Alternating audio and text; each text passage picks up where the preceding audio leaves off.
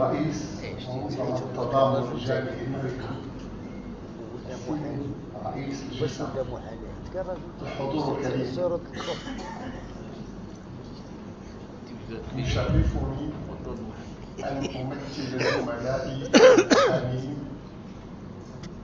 محامي منظمة التضامن الجامعي المغربي في مؤتمرها 12 الذي ينعقد في مدينة مراكش الحمراء، مراكش التاريخ، مراكش النضال، مراكش الوفاء لأسرة التعليم.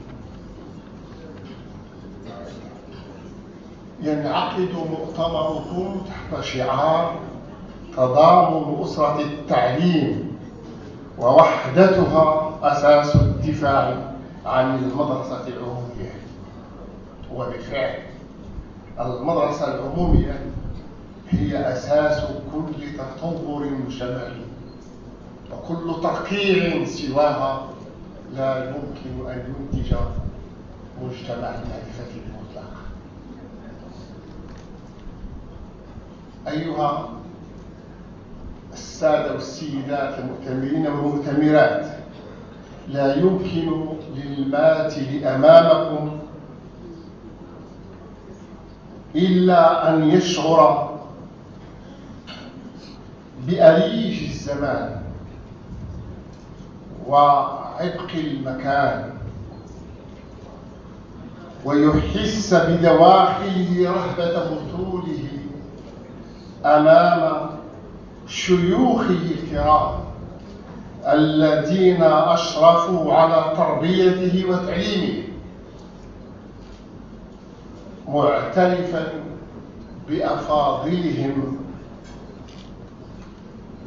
وتضحياتهم وما قدموه لي ولكل الأجيال المغربية التي تربت وترعرعت على أيديهم.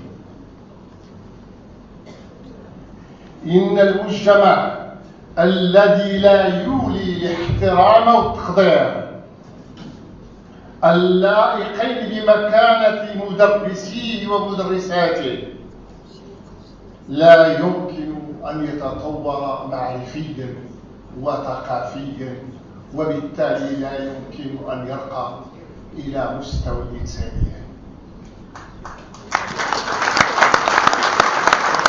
إن إيلاء مدرسي ومدرسات التربية والتعليم بمختلف مستوياته المكانة المجتمعية اللائقة بهم تكوينا وتأهيلا لأداء مهامهم التربوية والتعليمية وتطوير البرامج الدراسية وتحديثها وتطهيرها من الفكر الخرافي الذي لا ينتج إلا الظلاميات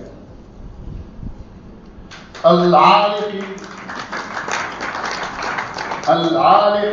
ببرامجنا المدرسية في جلها. إن ذلك هو المدخل الوحيد لمشاركة مجتمعنا الإنسانية في مسيرتها الحضارية وتطورها الحداثي.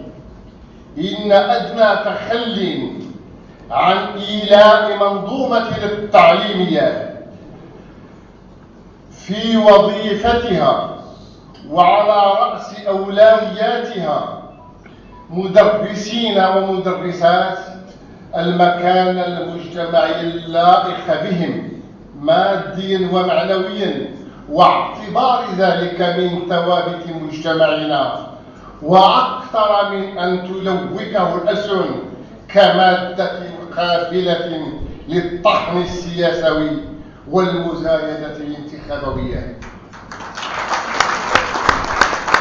إن المدرسات والمدرسين بقدر تضحياتهم وسهرهم على تربية وتكوين الناشئة بقدر احتياجهم للاعتراف بالجميل والعرفان به.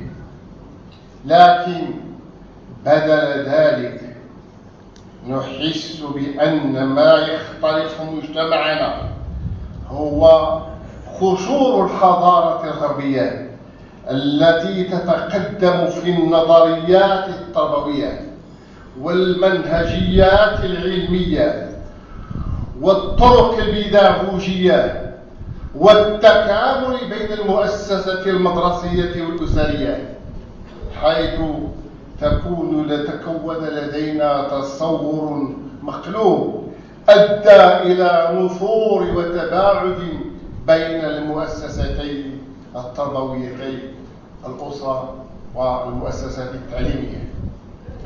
إننا نشعر في كل محاكمة يمثل فيها المدرس أو المدرسة لمناقشة العلاقة بين المدرسات والمدرسين من جهة وبين تلامذتهم في إطار قانون الإجراء الذي لا يعاقب إلا الخارجين عن القواعد القانونية الضابطة للعلائق الإنسانية بين المجتمع. إن تلك المحاكمة إياها إنما هي عنوان لقضية مجتمعية يجب أن تعالج خارج إطارها التربوي، خارج حميميتها بين أطرافها اللاحمة الأساتذة والتلاميذ. فكيف نوقف هذا الغثيان وكيف نعرج إلى جادة الصواب؟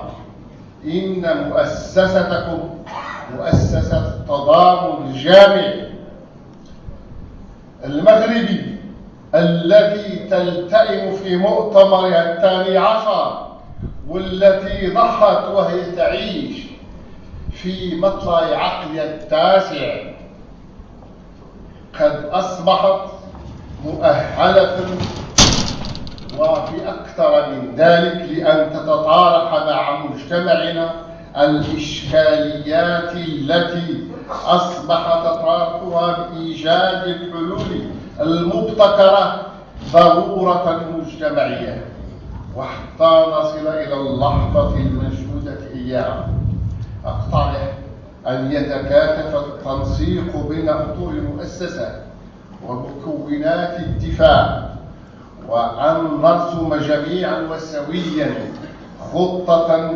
تحسيسية لخطورة المسار الذي نسير فيه وضرورة تصحيحه. إلى ذلك الحين أشارك أخوتكم فرحتكم بهذا الحفل البهيج الذي يؤرخ لمسار منظمة النضال ويبدع رسم آفاق واعدة. والله موفق. شكرا لكم.